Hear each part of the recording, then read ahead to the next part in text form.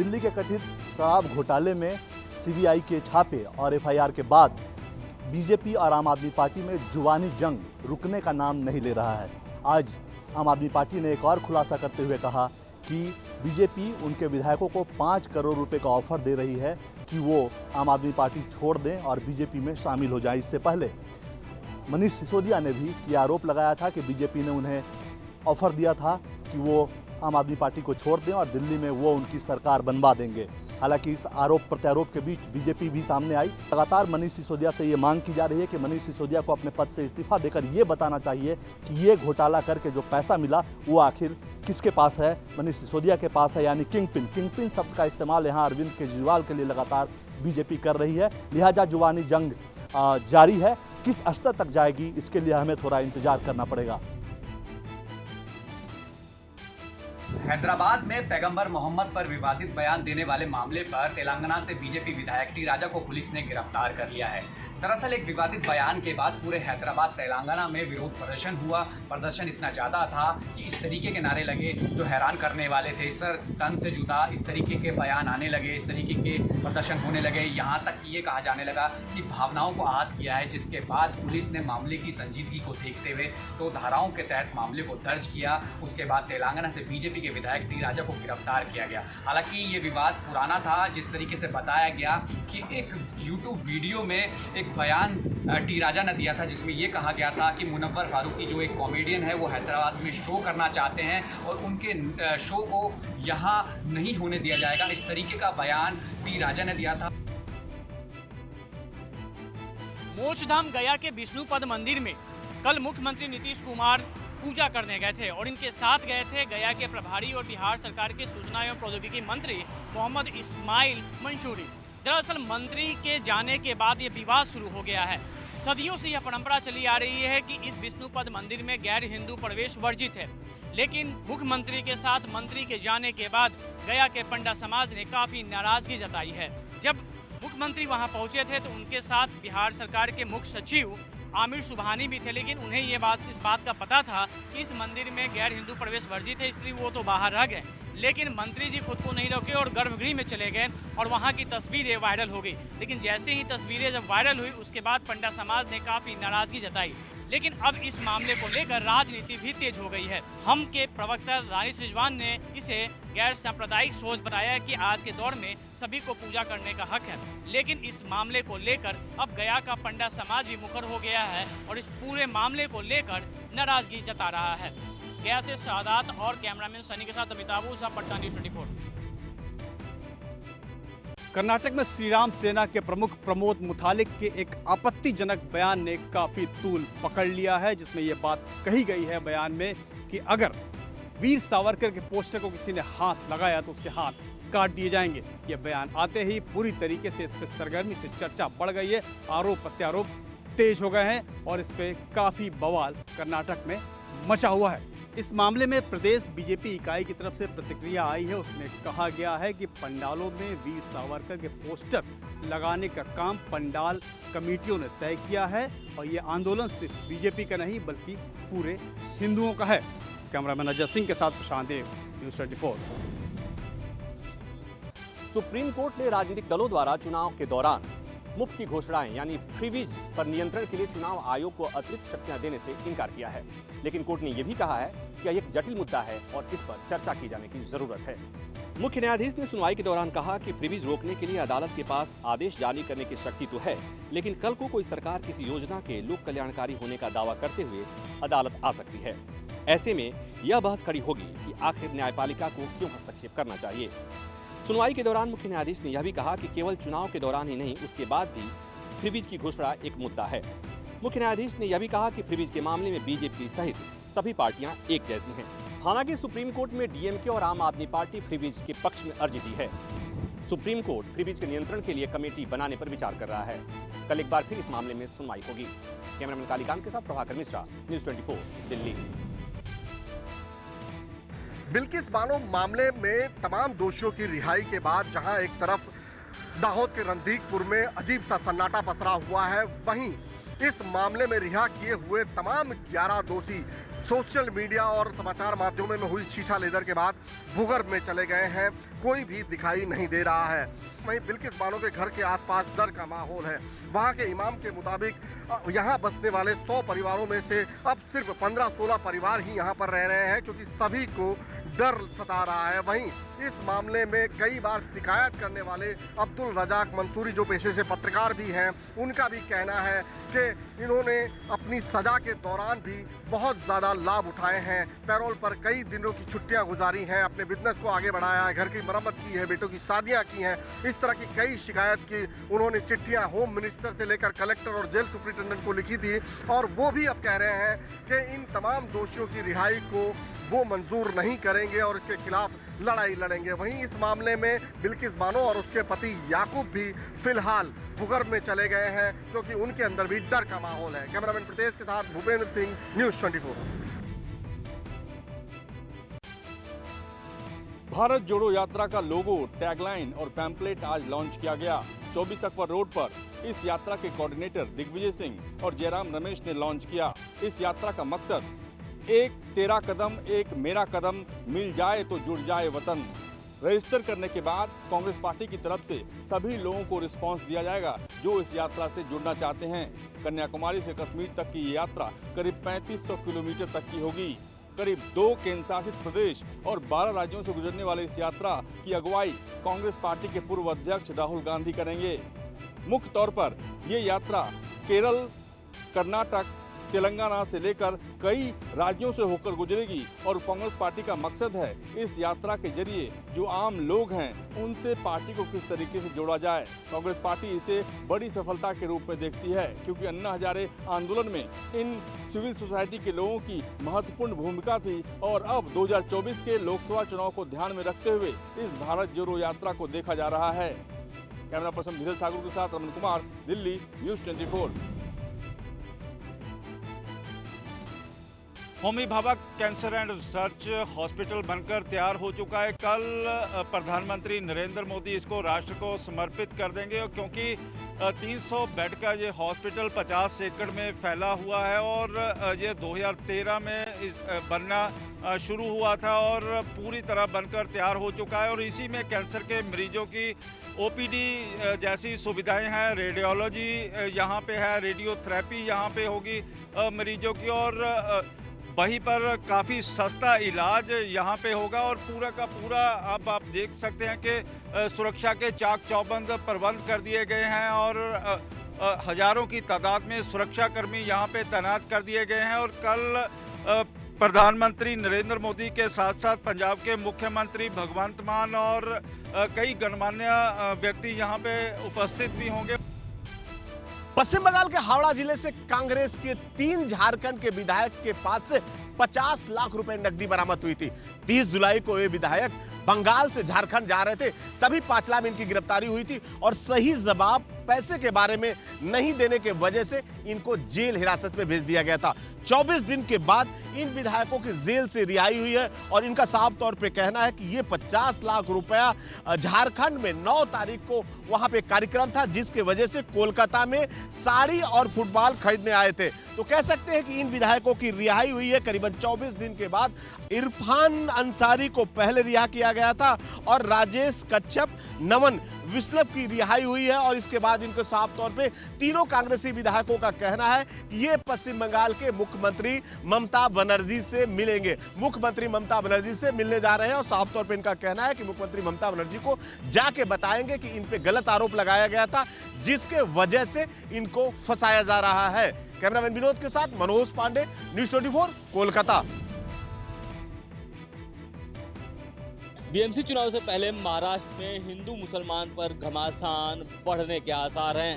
आज एमएनएस प्रमुख राज ठाकरे ने अपने कार्यकर्ताओं को जो संबोधित किया तो उसमें उन्होंने मुद्दा उठाया कि नुपुर शर्मा के खिलाफ जब ये अभियान चल रहा था तब सिर्फ मैंने उनके बचाव में बयान दिया था, उनके साथ खड़ा रहा, जबकि उनकी खुद की पार्टी ने उनको निकाल दिया।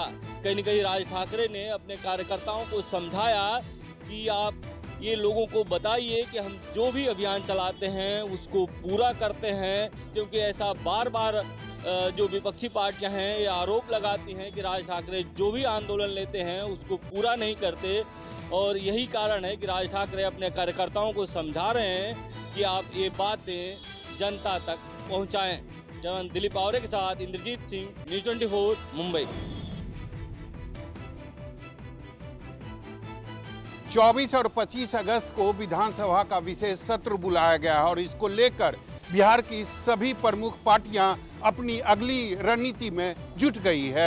विधानसभा के विशेष सत्र में महागठबंधन के सामने सबसे बड़ी चुनौती है अपने सभी विधायकों को एकजुट रखना और अपना विश्वास मत हासिल करना। वहीं बीजेपी के सामने सबसे बड़ी चुनौती यह है कि विधानसभा में और विधान परिषद में विपक्ष का चेहरा कौन होगा, क्योंकि अविश्वास प्रस्ताव लाने के बाद भी विधानसभा अध्यक्ष ने अभी तक इस्तीफा नहीं दिया है। कैमरामैन ऋषि के साथ सौरभ कुमार, पटना, न्यूज़ 24।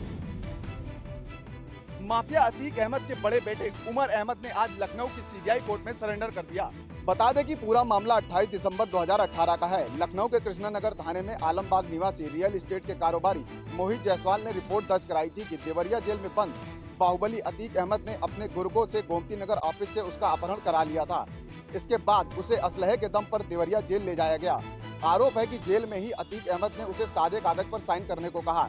जब उसने ऐसा करने से मना कर दिया तो अतीक के गुर्ग और उसके बेटे ने उसके साथ मारपीट की। बेहोशी की हालत पर स्टैम्प पेपर पर साइन करा लिया। साइन कराने के बाद करीब 45 करोड़ की प्रॉपर्टी अपने नाम कर ली थी। लखीमपुर से सांसद और केंद्रीय गृह राज्य मंत्री अजय मिश्रा टेनी का एक विवादित वीडियो फिर से सामने आया है। इस वीडियो में टेनी ये कह रहे हैं कि राकेश टिकैत 2 कौड़ी का आदमी है।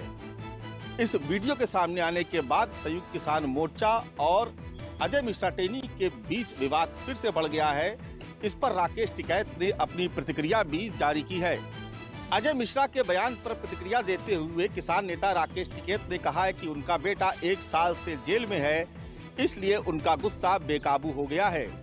राकेश टिकैत का कहना है कि उनका संघर्ष लगातार जारी रहेगा और किसानों के हित में वो काम करते रहेंगे। जम्मू कश्मीर में सुरक्षा बलों के हाथ आज बेहद ही बड़ी कामयाबी लगी है। राजौरी जिले के नौशहरा सेक्टर में घुसपैठ कर रहे 2 घुसपैठियों को भारतीय सेना के बहादुर जवानों ने मौत के घाट उतार दिया। मारे गए दोनों घुसपैठियों से भारी तादाद में हथियार और गोला बारूद भी बरामद हुआ है। लगातार सीमा पार से ऐसी कोशिशें की जा रही हैं कि पाकिस्तान द्वारा पाले गए आतंकियों को अंतर्राष्ट्रीय सीमा या फिर नियंत्रण रेखा के जरिए घुसपैठ करवाई जा सके। लेकिन अंतर्राष्ट्रीय सीमा हो या नियंत्रण रेखा हो, बीएसएफ के बहादुर जवान हो या सेना के बहादुर जवान हो, बेहद ज्यादा अलर्ट है। और इन्हीं बहादुर जवानों के होते हुए अभी तक पाकिस्तान अपने किसी भी नापाक मंसूबों में कामयाब नहीं हो पाया है। लगातार पाकिस्तान की ओर से आतंकियों तक हथियार गोला बारूद को पहुंचाने के लिए ड्रोन का सहारा लिया जा रहा है। लगातार ऐसी कोशिशें पाकिस्तान कर रहा है कि जो आतंकी लॉन्चिंग पैड में बैठे हुए हैं, सूत्रों से मिली जानकारी के मुताबिक सैकड़ों की तादाद में आतंकी सीमा पार बने लॉन्चिंग पैड में बैठे हुए हैं और ये आतंकी इस फिराक में है उन्हें एक मौका मिले वो भारतीय सीमा में घुसपैठ कर सके। लेकिन जवान बेहद ज्यादा अलर्ट हैं और इन्हीं बहादुर जवानों के होते हुए अभी तक हमारी सरहद में कोई आतंकी तो क्या कोई परिंदा भी पर नहीं मार पाया है। कैमरामैन निकलेश के साथ पंकज शर्मा, न्यूज़ 24 जम्मू। हरियाणा के आदमपुर विधानसभा सीट से 2019 को भारतीय जनता पार्टी के टिकट पर विधानसभा का चुनाव लड़ने वाली सोनाली फोगाट की गोवा में मौत हो चुकी है।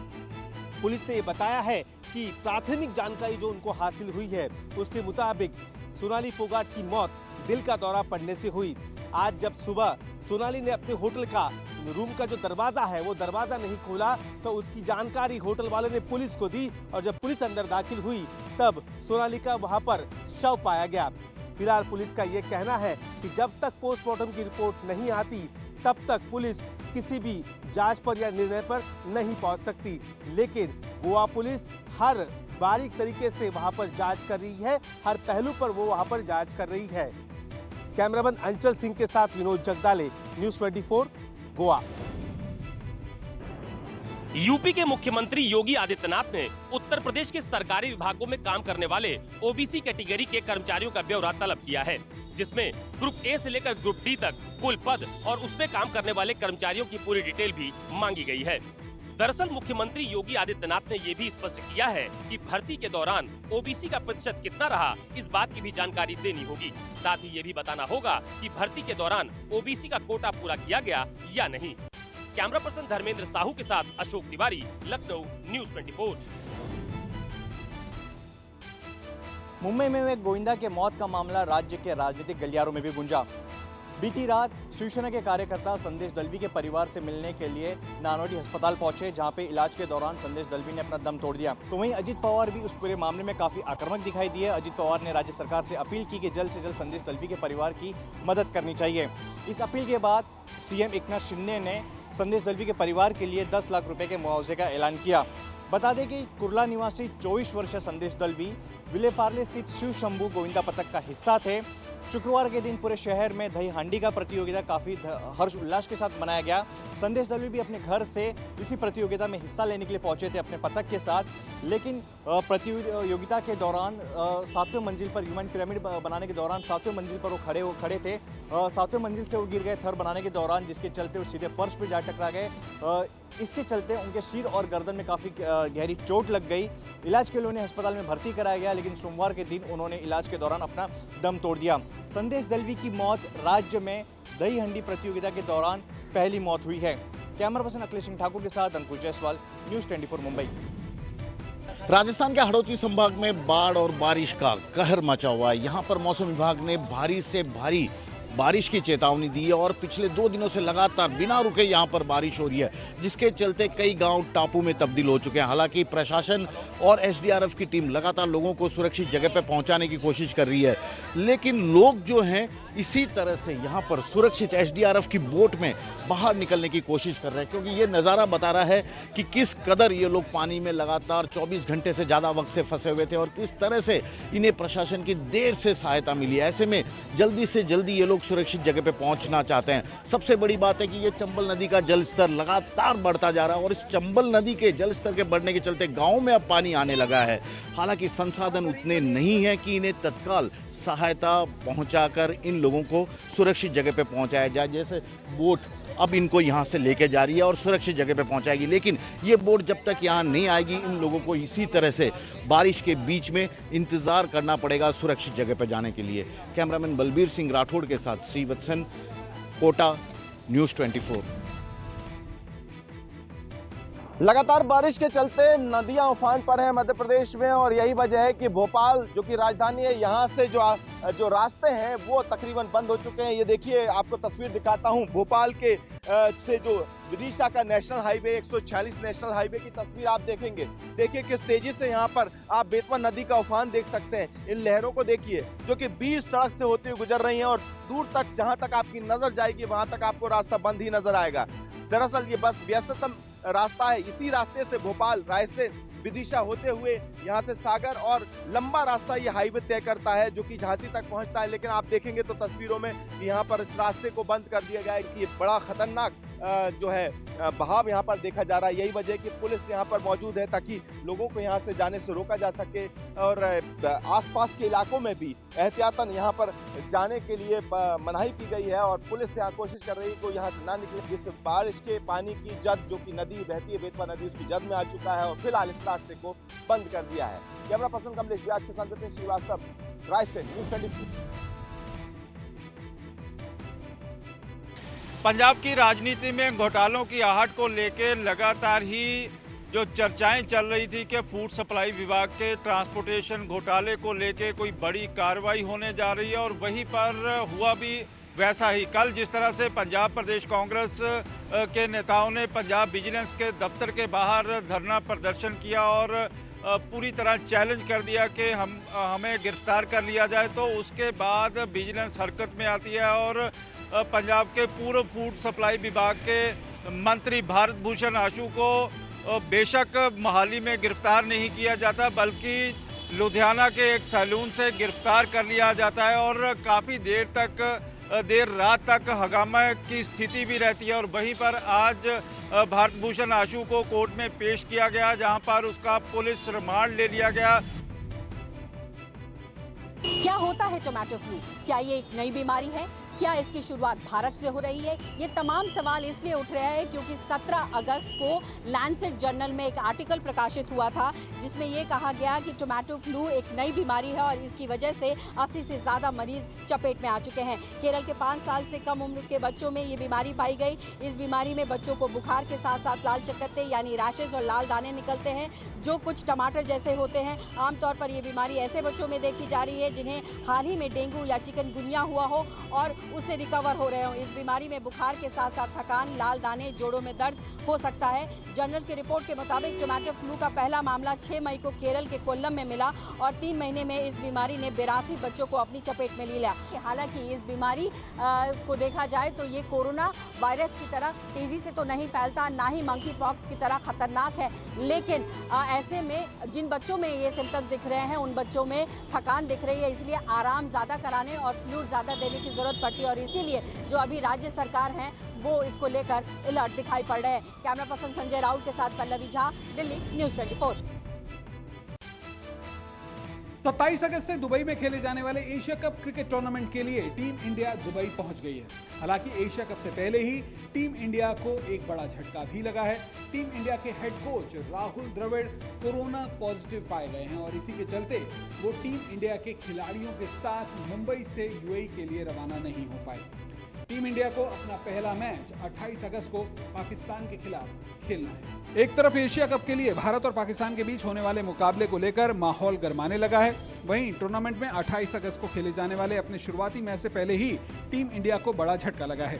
दरअसल टीम इंडिया के head coach Rahul Dravid corona positive होने के चलते टीम इंडिया के साथ एशिया कप के लिए यूएई रवाना नहीं हो पाए हैं। राहुल द्रविड़ का कोविड टेस्ट किया गया था जो कि पॉजिटिव आया है।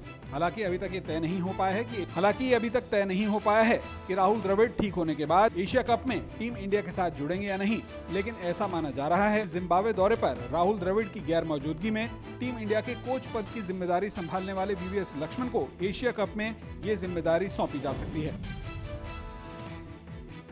करीब 3 दशकों के बाद कश्मीर घाटी में लोगों को एक बार फिर से मौका मिलने वाला है जब वो बड़े पर्दे पर लगातार सिनेमा देख सकते हैं और ये कश्मीर घाटी का पहला मल्टीप्लेक्स होगा जो यहाँ बनने जा रहा है। लगभग कंप्लीट हो चुका है। 90% से ज़्यादा काम इस मल्टीप्लेक्स का पूरा हो गया है। यहाँ इस मल्टीप्लेक्स में 3 पर्दे हैं, 520 के करीब सीटिंग कैपेसिटी है और इंटरनेशनल लेवल पर जिस प्रकार से फूड कोर्ट टाइप वो खाने पीना, आइसक्रीम वगैरह, पॉपकॉर्न, ये सब चीज़ें मिलती है, वो सब यहाँ पर अवेलेबल रहेगा।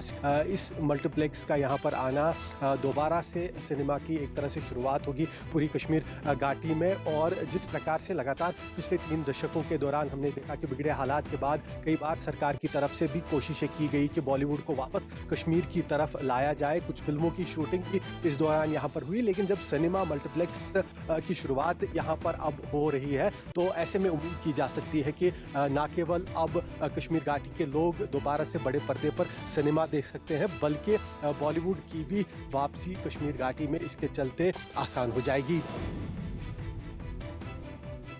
आमिर खान के ड्रीम प्रोजेक्ट लाल सिंह चड्ढा के ऊपर से मुसीबतें मानो खत्म ही नहीं हो रही हैं। वैसे आमिर खान की फिल्म लाल सिंह चड्ढा ने बॉक्स ऑफिस पे कुछ अच्छा प्रदर्शन नहीं किया, जिसके बाद फिल्म फ्लॉप हो गई है। अब एक सूत्रों से एक बड़ी खबर ये आ रही है कि शायद दर्शकों को उसके OTT रिलीज के लिए लंबा इंतजार करना पड़ सकता है। वैसे हम आपको बता दें कि आमिर खान और नेटफ्लिक्स के बीच में डील हुई थी, जिसमें आमिर खान ने नेटफ्लिक्स से 2 डील की थी और 2 मांगे की थी, जिसमें से पहली मांग ये थी कि आमिर खान अपने फिल्म के राइट्स को 200 करोड़ में बेच रहे थे नेटफ्लिक्स को। इसके अलावा आमिर खान चाहते थे कि थिएटिकल और OTT रिलीज में मिनिमम 3 महीने का गैप होना चाहिए, पर फिल्म के बुरे प्रदर्शन के बाद नेटफ्लिक्स अपना हाथ खींचता हुआ नजर आ रहा है और आमिर खान को अपने OTT रिलीज के लिए शायद नेटफ्लिक्स के अलावा दूसरे प्लेटफॉर्म्स भी देखने पड़ सकते हैं, क्योंकि अब नेटफ्लिक्स उतना ज़्यादा इंटरेस्टेड नजर नहीं आ रहा है। वैसे हम आपको बता दें कि आमिर खान की फिल्म लाल सिंह चड्ढा हॉलीवुड की फिल्म फॉरेस्ट गम का एडेप्टेशन था और अभी तक 11 दिनों में महज 60 करोड़ की कमाई की है। कैमरा पर्सन अखिलेश सिंह ठाकुर के साथ नवीन सिंह भारद्वाज, न्यूज़ 24 मुंबई।